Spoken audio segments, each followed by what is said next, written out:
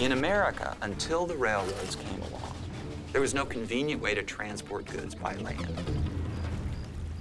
Before the advent of the railways, the building of canals and the reliance on natural waterways is really critical in terms of moving goods and people.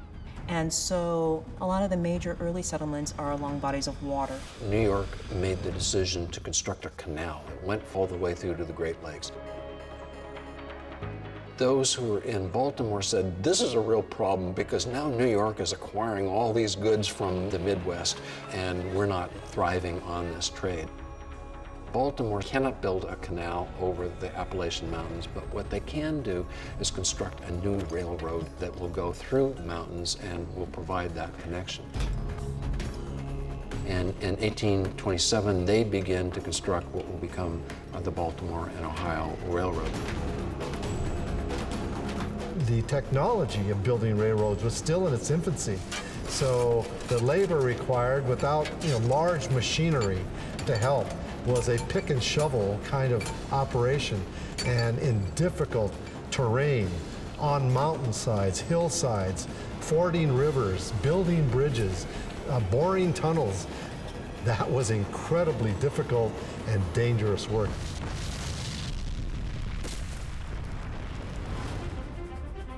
The B&O was, in a way, kind of an archetype for what became the railroad system in the United States. So it's the first real commercial line that is built. Within a very short period of time, other railroads are constructed from New York, from Boston, and from Philadelphia, so that by 1860 you will have railroads that are possible to travel almost a third of the way across the United States. They created this railroad network that took an idea that had originated in Britain and that had accomplished in Britain pretty much all it could in a relatively small country.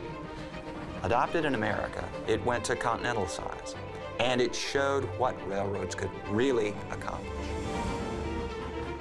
But with the rail line, suddenly the flow of heavy materials like coal and lumber, as well as finer goods like furs and food, were able to travel very quickly.